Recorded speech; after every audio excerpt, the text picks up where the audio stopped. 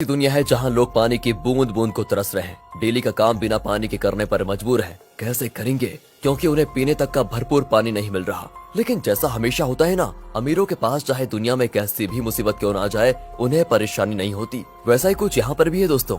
बड़ी बड़ी private company ने जमीन के अंदर पानी निकालने के लिए मशीन लगा दी है, क्योंकि अभी भी कहीं कहीं ऐसी जगह है जहाँ जमीन के अंदर से पानी निकाला जा सकता है। और उन जमीनों से जितना भी पानी निकलता है उसे शहरों में सप्लाई कर दिया जाता है, जहाँ पर अमीर लोग रहते हैं। लेकिन गरीब लोग बेचारे गाँव में रहने पर मजबूर है। उन्हीं गरीब लोग में होम्स परिवार भी रहता है दोस्तों, जिसमें पिता अर्नेस्ट, माँ कैथरीन, बड़ी बेटी मैरी और छोटा बेटा जेरोम शामिल है। बड़ी मुश्किल से ये परिवार गांव में अपना गुजारा कर रहा था। अर्नेस्ट की काफी बड़ी जमीन भी थी, जिसमें उसके पिता खेती किया करते थे। लेकिन पानी की कमी होने की वजह से अर्नेस्ट खेती नहीं कर पा रहा है। उसने सरकार से भी बात की कि मेरी जमीन अभी भी फर्टाइल है, यानी कि पानी मिले तो इस पर फसल उगाई जा सकती है। लेकिन किसी को भी अर्नेस्ट की बात पर भरोसा नहीं है। इसलिए अर्नेस्ट खुद से ही जमीन खोद कर ट्राई करता है कि क्या पता उसकी किस्मत अच्छी हो, उसे पानी मिल जाए, जिससे उसका खेत फिर से हरा भरा हो जाएगा और फसल बेचकर वो पानी की कमी को भी अपने परिवार के लिए पूरा कर लेगा। दोस्तों, एक दिन की बात है कि अर्नेस्ट के खेत में जहाँ उसने पानी निकालने के लिए मशीन लगाई थी, वहाँ पर दो चोर आ जाते हैं जो उस मशीन को चुराने आए थे। अर्नेस्ट तुरंत ही गन लेकर वहाँ पहुँचता है और चोरों को जैसे ही पता चलता है कि अर्नेस्ट यहाँ पर आ चुका है, वो लोग बहाना करने लगते हैं कि हम तो बहुत दूर से आए हैं, थोड़ा पानी मिल जाता तो आपकी मेहरबानी होती। पर दोस्तों, तभी वो चोर मौका देखकर अपने पास रखी गन निकाल लेते हैं ताकि अर्नेस्ट को शूट कर पाए। लेकिन अर्नेस्ट का पाला तो ऐसे चोरों से डेली पड़ता था, इसलिए वो तुरंत ही उनके शॉट करने से पहले ही गन चलाकर उन्हें वहीं पर ढेर कर देता है। देखा दोस्तों, ऐसा हाल हो गया है पानी के लिए कि एक दूसरे की जान लेने पे तुले हुए हैं लोग। अर्नेस्ट अपनी मशीन को चेक करने आता है, लेकिन बेचारे को पता चलता है कि यहाँ से जो थोड़ा बहुत पानी निकलता था वो भी खत्म हो चुका है। इसका मतलब कि अब उसे दूसरी जगह फिर से गड्ढा खोदकर मशीन लगानी होगी ताकि वहाँ से पानी निकाला जा सके।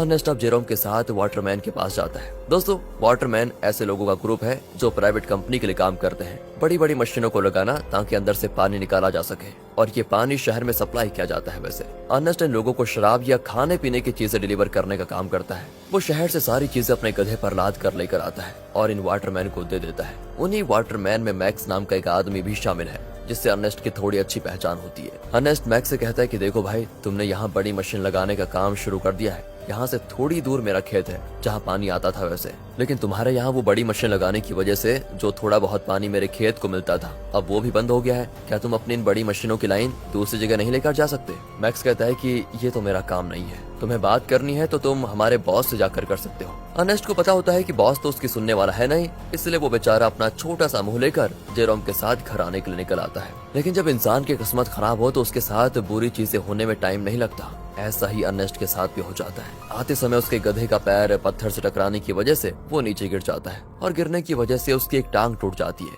बेचारा गधा प्यास से पहले परेशान था, टांग टूटने से उसको और तड़पन होती है। इसलिए अर्नेस्ट उसकी तकलीफ को खत्म करने के लिए मजबूरन उससे वही मार डालता है। दोस्तों, क्या करता बेचारा। इसके बाद वो एक ऑक्शन हाउस में आता है जहाँ पुराने रोबोट्स को रिपेयर करके बेचा जाता है। अर्नेस्ट ऐसे एक रोबोट को खरीदने आया था ताकि आगे से वो डिलीवरी का काम संभाल पाए। साथ ही ऑक्शन में फेलम नाम का बंदा भी रोबोट पर बोली लगाने आता है। लेकिन आखिर में अर्नेस्ट को वो रोबोट मिल जाता है, जिसे पाकर अर्नेस्ट और जेरोम बड़े खुश होते हैं कि चलो कुछ तो काम की चीज आई हाथ में। इसके बाद दोनों हॉस्पिटल आते हैं जहाँ कैथरीन रहती है। कुछ समय पहले एक दुर्घटना का शिकार हो गई थी कैथरीन, इसलिए वो चल फिर नहीं पाती। इसलिए हॉस्पिटल में वायर के जरिए कैथरीन को रखा जाता है। वायर मतलब जो कैथरीन को चलने में मदद करते हैं। अब देखिए, अर्नेस्ट के पास इतने पैसे तो है नहीं कि वो वायर का सिस्टम खरीद कर घर लेकर आ पाए, इसलिए वो और उसके परिवार के लोग हॉस्पिटल में ही कैथरीन से मिलने आया जाया करते हैं। अब हॉस्पिटल के बाहर अर्नेस्ट की मुलाकात रॉबी नाम के बंदे से होती है, जो अर्नेस्ट का बढ़िया दोस्त है, काफी ज्यादा करीबी है। उसके पास तो रहने के लिए घर तक भी नहीं है, साथ ही वो दिमाग से भी थोड़ा कमजोर है। इसलिए अर्नेस्ट उसके पास जो थोड़ा बहुत पानी होता है वो रॉबी और उसके परिवार को दे देता है, क्योंकि भले ही अर्नेस्ट के पास भी पानी की कमी है, लेकिन बंदे का दिल बहुत बढ़िया है यार। अब वहाँ से अर्नेस्ट जैसे घर आता है ना, उसके पास फेलम पहुँच जाता है, जो उससे कहता है कि मुझे तुम्हारा रोबोट चाहिए, कुछ जरूरी काम है। अर्नेस्ट को पता था कि फेलम एक नंबर का बदमाश आदमी है, वो रोबोट वापस करने में नाटक करेगा। इसलिए दोस्तों, अर्नेस्ट रोबोट देने से साफ मना कर देता है। साथ ही दोस्तों, मैं आपको बता दूं कि फेलम और अर्नेस्ट की बेटी मैरी का एक दूसरे के साथ चक्कर चल रहा है। अर्नेस्ट ने कई बार मैरी को समझाया कि वो फेलम से दूर रहे, वो अच्छा इंसान नहीं है, लेकिन मैरी है कि सुनने को तैयार ही नहीं होती। फेलम की वजह से वो तो अपने पिता से भी नफरत करने लगी है। बताओ दोस्तों, माँ बाप कभी गलत होते हैं क्या? जो बच्चे माँ बाप की बात नहीं मानते उनके साथ तो बुरा होता ही है। कहीं मैरी के साथ भी कुछ बुरा ना हो जाए। खैर आगे देखते हैं। अगले सीन में अर्नेस्ट एक और जगह गड्ढा खोद रहा होता है, इस उम्मीद में कि शायद वहाँ से कुछ पानी निकल जाए, लेकिन बड़ी मशीनों के पाइपलाइन के कारण आसपास का पूरा इलाका सूखा पड़ चुका था। इसलिए अर्नेस्ट को यहाँ भी निराशा का सामना करना पड़ता है। साथ ही गड्ढा खोदने के दौरान अर्नेस्ट जेरोम से बात कर रहा होता है। वो कहता है, जब मैं शहर गया था वहाँ मैंने एक लड़की को देखा जिसके बाल तो छोटे हैं लेकिन देखने में बहुत सुंदर है। तुम तो बेटा बड़े हो चुके हो, कहो तो तुम्हारी बात करवा दो उससे। मैं नहीं जानता कि इस हालत में हम कब तक जिंदा रह पाएंगे, इसलिए हमारे पास जो भी पल बचे उन्हें अच्छे से जी लेना चाहिए हमें। और दोस्तों ऐसे ही बाप बेटे आपस में बात करते हुए कुछ टाइम एक दूसरे के साथ बढ़िया तरीके से बिताते हैं। इसके बाद अर्नेस्ट जैसे ही घर आता है, मैरी उससे कहती है, मुझे पैसे चाहिए पापा, मैं फैलम के साथ जा रही हूँ, मुझे यहाँ पर बहुत घुटन हो रही है। अर्नेस्ट कहता है, घुटन हो रही है? मैंने बचपन से तुम्हें पाल पोस के बड़ा किया, सब कुछ देने की कोशिश की तुम्हें, और फिर भी तुम ऐसी बातें कर रही हो। मैरी तो ऊपर से जवाब देती है, कहती है, हम यहाँ पर जी नहीं रहे, सरवाइव कर रहे हैं और मुझे ऐसी जिंदगी चाहिए ही नहीं। अर्नेस्ट के लाख समझाने पर भी जब मैरी नहीं मानती तो अर्नेस्ट मैरी को कमरे में बंद करके खिड़कियों पर कीड़े लगा देता है ताकि वो फैलम से मिल ना पाए। अब अर्नेस्ट जैसे सप्लाईज लेने के लिए शहर जाने वाला होता है, तभी उसको पता चलता है कि रोबोट गायब है। ये देखकर उसकी हालत खराब, वो परेशान हो जाता है। वो समझ चुका था कि ये काम तो फैलम के अलावा कोई दूसरा कर नहीं सकता। वो वहाँ से तुरंत वाटरमैन के पास आता है ताकि उनसे पूछ सके कि क्या फैलम यहाँ पर आया था कि नहीं। पर वहाँ पर आते ही मैक्स और बाकी वाटरमैन मिलकर अर्नेस्ट पर धावा बोल देते हैं दोस्तों, और जमकर उसकी पिटाई करने लगते हैं। उनका कहना होता है कि तुमने हमारी सप्लाईज चुराई, जो हमारी मेहनत की कमाई थी, जिसे तुमने शायद कहीं और बेच दिया होगा। अर्नेस्ट कहते हैं, अरे ये क्या कह रहे हो तुम? मैं खुद यहाँ तुमसे पूछने आया था कि क्या फैलम मेरा रोबोट लेकर यहाँ आया था या नहीं, लेकिन उल्टा तुम लोग मुझे ही मार रहे हो। दोस्तों अर्नेस्ट यहाँ पर समझ चुका था कि जरूर फैलम ने शहर से मेरे बदले सप्लाईज ले ली और उसे वाटरमैन को देने के बजाय चुरा कर कहीं और लेकर चला गया। इसलिए दोस्तों अर्नेस्ट जैसे तैसे वाटरमैन से पीछे छुड़ाकर फैलम को ढूंढने के लिए निकल जाता है, जो उसे मिल भी जाता है। साथ ही अर्नेस्ट का शक भी सही था, उसने ही सप्लाईज चुराई थी दोस्तों, जिससे वो बड़े आराम से खा पी रहा था। इसलिए अर्नेस्ट गन पॉइंट पर लेकर फैलम को डरा देता है और उसे वाटरमैन के पास ले जाने लगता है, ये बताने के लिए कि सप्लाईज मैंने नहीं फैलम ने चुराई थी। आगे बढ़ते हुए दोनों काफी ज्यादा थक चुके थे। अर्नेस्ट सबसे ज्यादा थक चुका था और साथ ही साथ उसका पानी भी खत्म हो चुका था। इसीलिए दोस्तों फैलम अर्नेस्ट को बहकाने की कोशिश करता है कि मैंने सप्लाईज की थोड़ी शराब पी ली थी और थोड़ी बची है, मेरी मानो तो बची हुई शराब हम दोनों आधा आधा बांट कर पी लेते हैं। ज्यादा से ज्यादा वाटरमैन क्या करेंगे, मुझे मारेंगे ही ना, लेकिन अगर हमने पिया नहीं तो हम प्यास से जरूर मर जाएंगे। इस पर अर्नेस्ट मान जाता है, लेकिन जैसे ही वो फैलम को रस्सियों से आजाद करता है, फैलम उस पर ही हमला कर देता है। बेचारा अर्नेस्ट पहले से ही थका हुआ था और मार खाने की वजह से उसका काफी ज्यादा खून बहने लगता है। इसके बाद तो फैलम जबरदस्ती पाके सारी शराब अर्नेस्ट के मुंह में डाल देता है, ताकि जब वाटरमैन उसे देखे तो उन्हें यकीन हो जाए कि अर्नेस्ट ने ही सप्लाईज चुराई थी और उसी ने उनकी शराब पी ली। इतना ही नहीं दोस्तों, फैलम अर्नेस्ट को मार मार कर रोबोट के साथ ही रस्सी से उसको बांध देता है, ताकि दुनिया को लगे कि रोबोट ने आउट ऑफ कंट्रोल होकर अर्नेस्ट पर हमला कर दिया, जिससे उसकी जान चली गई। और होता भी ऐसा ही है, बेचारा अर्नेस्ट मारा जाता है दोस्तों, और सभी लोगों को लग रहा था कि रोबोट ने अर्नेस्ट की जान ली। दोस्तों हमेशा अच्छे लोगों के साथ बुरा ही क्यों होता है यार। अगले सीन में जेरोम अपने पिता को खोने के बाद बहुत उदास बैठा होता है। वो सारा गुस्सा रोबोट पर उतार कर उसे तोड़ने की कोशिश कर रहा होता है, क्योंकि अभी तो उसने ये मान लिया है कि रोबोट ने ही उसके पिता की जान ली, लेकिन हम सब जानते हैं कि सच्चाई क्या है। तब वहाँ पर फैलम आकर जेरोम से कहता है, रोबोट को तोड़कर क्या मिलेगा, ये आगे चलकर हमारे ही काम आएगा, इसलिए इसको तोड़ो मत, और तुम चिंता मत करो, मैं हूँ ना, मैं तुम्हारे परिवार को संभाल लूंगा, तुम्हारे और मैरी का अच्छे से ख्याल भी रखूंगा। पता हो दोस्तों, कातिल मसीहा बनने की कोशिश कर रहा है। अगले सीन में दिखाते हैं कि फैलम मैक्स के पास आकर कहता है, मुझे पानी की एक पाइपलाइन चाहिए ताकि उसकी मदद से मैं अर्नेस्ट की जमीन पर खेती कर सकूं। मैक्स कहता है, मैं क्या तुम्हारा कोई नौकर हूँ जो तुम कहोगे और मैं कर दूंगा। तो फैलम उससे कहता है कि अच्छा, तुम्हें मानना पड़ेगा दोस्त, मानना पड़ेगा। वो दोस्तों उसका चाकू दिखाते हुए कहता है, ये चाकू तो याद है ना तुम्हें, उस दिन जब सप्लाईज लेकर तुम लोगों ने अर्नेस्ट पर हमला किया था, तब ये चाकू अर्नेस्ट ने तुमसे ले लिया था और मुझे ये चाकू उसकी बॉडी के पास मिला जिसमें तुम्हारा नाम लिखा हुआ है। सभी जानते हैं कि मरने से एक रात पहले सप्लाईज लेकर तुम्हारी और उसकी लड़ाई हुई थी। तो मैं क्या सोच रहा था कि मैं जाकर सभी को ये बात बता देता हूँ कि लड़ाई के दौरान तो मैक्स अर्नेस्ट को नहीं मार पाया, लेकिन अगले दिन जब उसे मौका मिला तो उसने अर्नेस्ट को मार दिया और आरोप डाल दिया रोबोट पर। यह सुनकर मैक्स घबरा जाता है और फैलम की बात मानते हुए कंपनी से छुपाकर एक सीक्रेट पाइपलाइन अर्नेस्ट के खेत में चालू करवा देता है, जिससे दोस्तों खेत को पानी मिलना शुरू हो जाता है। सभी बड़े खुश होते हैं कि यहाँ पर फिर से खेती हो सकेगी। फैलम दोस्तों डेली हल जोतता है ताकि फसल उगा पाए। देखते देखते उसकी मेहनत रंग ला जाती है और खेती में चारों तरफ फसल उगने लग जाती है, जिसे देखकर जेरोम और बाकी सभी बड़े खुश होते हैं। साथ ही फैलम और मैरी रिलेशनशिप में भी थे, जिस वजह से मैरी प्रेग्नेंट हो चुकी थी, इसलिए उन दोनों की शादी करवा दी जाती है। शादी से फैलम बड़ा खुश था लेकिन अंदर ही अंदर उसे ये भी याद आ रहा था कि ये सब अर्नेस्ट का था जो उससे मैंने छीन लिया। आज वो जिंदा होता तो ना ही मैरी से उसकी शादी होती और ना ही ये खेत उसे मिलता। अर्नेस्ट के मरने के बाद फेलम ने उसकी सारी चीजों को दोस्तों अपना लिया होता है, लेकिन ये इंसान यहाँ पर भी नहीं रुकेगा। अभी आप इसके पाप देखिए कितना करता है ये।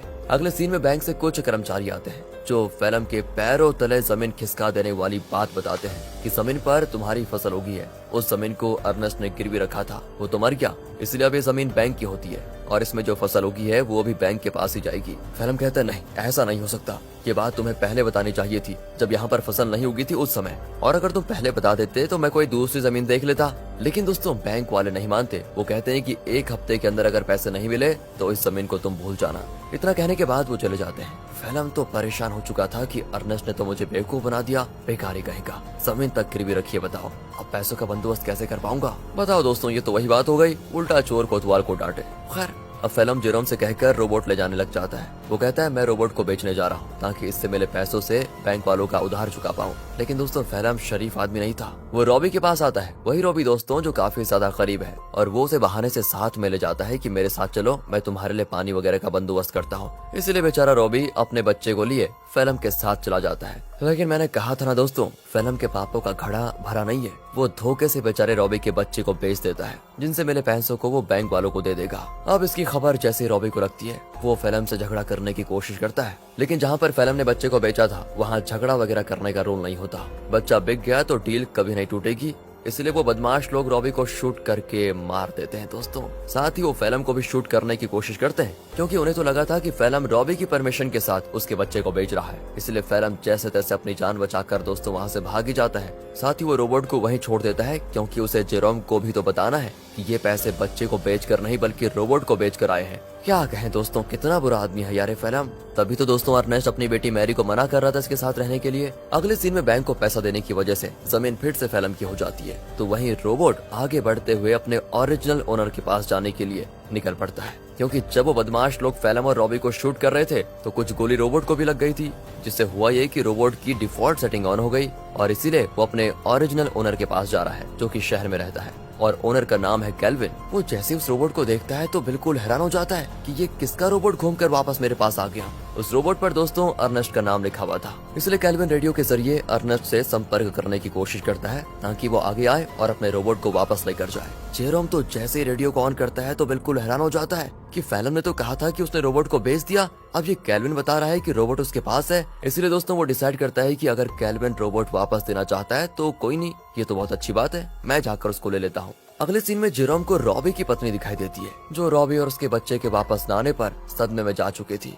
वो एक गुड़िया लेकर रॉबी और अपने बच्चे के आने का इंतजार करती है। सच में दोस्तों बेचारी के साथ बहुत बुरा हुआ ना। एंड इस चीज को देखकर जेरोम को लगता है कि जरूर कुछ तो बात है जो फेलम छुपा रहा है। जिसके बाद वो शहर के बॉर्डर पर आता है, लेकिन 18 साल से कम होने की वजह से गार्ड्स उसे शहर में जाने नहीं देते। तब वहाँ पर एक लड़की आती है जिसका नाम अना है। वो जेरोम से कहती है मेरे पास आ जाओ, मैं तुम्हें शहर भिजवा सकती हूँ, वो भी बहुत कम पैसों में। जेरोम जैसे ही अना को देखता है तो बिल्कुल हक्का बक्का हो जाता है, क्योंकि वो हूबहू वैसी होती है जैसा कि अर्नेस्ट ने उसे छोटे बालों वाली उस लड़की के बारे में बताया था। याद है ना दोस्तों, जब अर्नेस्ट जेरोम से कह रहा था कि तुम्हारी शादी कर लेते हैं, उससे बात कर लेते हैं तुम्हारी, तो दोस्तों जेरोम उससे फिर अर्नेस्ट के बारे में पूछता है, लेकिन वो तो जानती नहीं अर्नेस्ट को। जेरोम भी आगे कुछ नहीं कहता और इसके बाद वो जेरोम को शहर तक जाने वाली सामान की गाड़ी में छुपा कर बैठा देती है और उसकी मदद से जेरोम शहर पहुंच जाता है। अब शहर आने के बाद जेरोम कैल्विन से मिलता है, जो उसे उसका रोबोट वापस कर देता है। रोबोट को जो गोलियां लगी थी कैल्विन ने उसे भी रिपेयर कर दिया था, साथ ही उसने रोबोट की सेटिंग भी सही कर दी थी।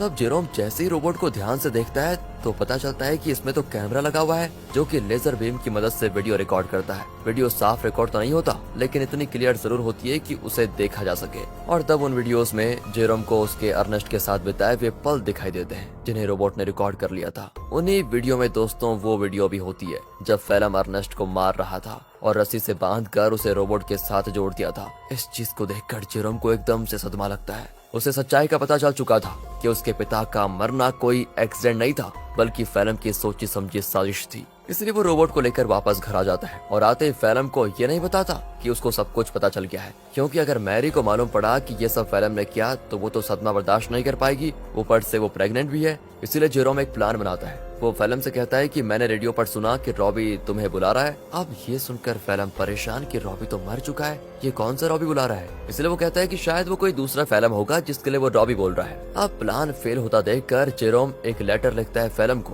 ताकि फेलम को ऐसा लगे कि ये लेटर रॉबी ने भेजा है और वो उसे उसी जगह पर बुला रहा है जहाँ पर अर्नेस्ट मरा था। लेटर देखकर फेलम समझ चुका था कि कुछ तो गड़बड़ी है, मुझे वहाँ पर जाकर देखना ही पड़ेगा। इसीलिए वो उसी जगह पर जाता है जहाँ पर उसने अर्नेस्ट को मारा था। आगे बढ़ते हुए उसे जमीन पर बना हुआ गड्ढा दिखाई नहीं देता और गलती से वो उसे गड्ढे में गिर जाता है, जहाँ गिरने से उसका पैर टूट चुका था और वो मदद के लिए चिल्ला रहा होता है। तब वहाँ पर जेरोम गन लेकर आता है। उसे इतने गुस्से में देखकर फेलम समझ जाता है कि जेरोम को सब कुछ पता चल चुका है और ये सारा प्लान जेरोम का ही था। तब फेलम जेरोम को बहलाते हुए कहता है, देखो जो हुआ मैं उसके लिए शर्मिंदा हूँ, मुझे माफ कर दो, लेकिन देखो मैंने मैरी और तुम्हारे कितना अच्छे से ख्याल रखा, अगर मुझे कुछ हुआ तो मैरी ये सदमा बर्दाश्त नहीं कर पाएगी, इसलिए मुझे जाने दो। लेकिन जेरोम उसकी एक नहीं सुनता और सीधे फेलम को शूट करके मार डालता है। इसके बाद वो रोबोट की मेमोरी भी रेज कर देता है ताकि कभी मैरी ये सब कुछ देख ही ना पाए। वो नहीं चाहता कि मैरी कभी कुछ इसका सच जाने। कुछ दिन गुजर चुके थे। फेलम के घर न आने पर मैरी बहुत परेशान होती है। जेरोम कहता है कि वो अच्छा इंसान कभी था ही नहीं,